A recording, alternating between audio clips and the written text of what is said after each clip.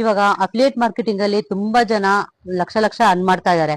ಅದು ಯಾರ್ಯಾರು ಅಬ್ಸರ್ವ್ ಮಾಡಿದಾರೋ ಅವ್ರಿಗೆ ಖಂಡಿತ ಗೊತ್ತಾಗುತ್ತೆ.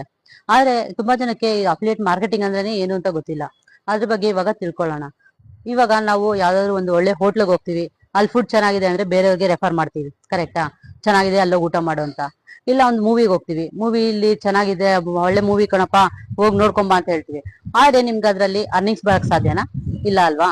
ಅಫಿಲಿಯೇಟ್ ಮಾರ್ಕೆಟಿಂಗ್ ಏನಂತ ಹೇಳಿದ್ರೆ, ನೀವು ಒಬ್ರಿಗೆ ರೆಫರ್ ಮಾಡೋದ್ರಿಂದ ನೀವು ಅರ್ನ್ ಮಾಡ್ಬೋದು. ಅದನ್ನ ಅಫಿಲಿಯೇಟಿವ್ ಮಾರ್ಕೆಟಿಂಗ್ ಅಂತಾರೆ.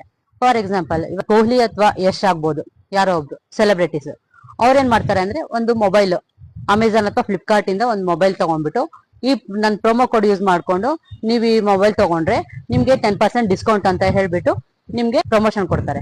ಆ ಪ್ರಮೋಷನ್ ಕೊಟ್ಟಾಗ ಏನಾಗುತ್ತೆ ಅಂತ ಹೇಳಿದ್ರೆ, ನಾವು ಕಸ್ಟಮರ್ಸ್ ಆ ಡಿಸ್ಕೌಂಟ್ ಸಿಗುತ್ತೆ ಅನ್ನೋ ಕಾರಣಕ್ಕೋಸ್ಕರ ಆ ಮೊಬೈಲ್ ಪರ್ಚೇಸ್ ಮಾಡ್ತೀವಿ ಅಲ್ವಾ?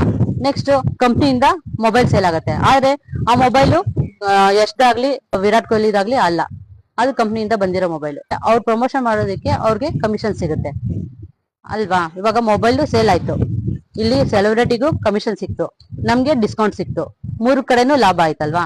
This is called affiliate marketing. ಇದನ್ನ ಒಂದು ಪ್ರಾಪರ್ ವೇ, ಒಂದು ಕರೆಕ್ಟ್ ಚಾನಲ್ ಇಂದ ಮಾಡ್ಕೊಂಡು ಹೋದ್ರೆ ನಮ್ಗೆ ಅರ್ನಿಂಗ್ಸ್ ಬರಕ್ ಸ್ಟಾರ್ಟ್ ಆಗುತ್ತೆ. ಪ್ಲಾಟ್ಫಾರ್ಮ್ ಅಲ್ಲಿ ಕೂಡ ನಾನು ಇವಾಗ ವರ್ಕ್ ಮಾಡ್ತಾ ಇರೋದ್ರಲ್ಲಿ 2 to 3 ಅವರ್ಸ್ ಸ್ಪೆಂಡ್ ಮಾಡಿ ನಾವು ಮಾಡ್ಕೊಳ್ಳೋದ್ರಿಂದ ದಿನಕ್ಕೆ 2000ದಿಂದ 14,500 ಅರ್ನ್ ಮಾಡ್ತಾ ಹೋಗ್ಬೋದು. ಮೀನ್ಸ್ ಯಾವ ತರ ಅಂತ ಹೇಳಿದ್ರೆ, ಕಂಪ್ನಿಯಿಂದ ಕೋರ್ಸ್ ಇರುತ್ತೆ, ನಾವು ಅದನ್ನ ಪ್ರಮೋಟ್ ಮಾಡ್ತೀವಿ, ಕಸ್ಟಮರ್ಸ್ ಅದನ್ನ ತಗೋತಾರೆ. ಅವ್ರು ಬೈ ಮಾಡಿದ್ರೆ ನಮ್ಗೆ ಇಷ್ಟು ಪರ್ಸೆಂಟ್ ಅಂತ 75% ವರೆಗೂ ನಮ್ಗೆ ಕಮಿಷನ್ ಸಿಗುತ್ತೆ. ಕಂಪ್ನಿಯಿಂದ ಕೋರ್ಸ್ ಸೇಲ್ ಆಗಿರುತ್ತೆ, ನಮ್ ಕಮಿಷನ್ ಬರುತ್ತೆ, ಕಸ್ಟಮರ್ಸ್ಗೆ ಕೋರ್ಸಸ್ ಸಿಗುತ್ತೆ. ಅದನ್ನ ಅಫಿಲಿಯೇಟ್ ಮಾರ್ಕೆಟಿಂಗ್ ಅಂತ ಹೇಳ್ತಾರೆ. ಬಗ್ಗೆ ಇನ್ನಷ್ಟು ಹೆಚ್ಚಿನ ಮಾಹಿತಿ ಬೇಕು ಅಂತ ಹೇಳಿದ್ರೆ ನನ್ಗೆ ಕಾಂಟ್ಯಾಕ್ಟ್ ಮಾಡಿ, ನಾನು ಡೀಟೇಲ್ಸ್ ತಿಳಿಸ್ಕೊಡ್ತೀನಿ. Thank you.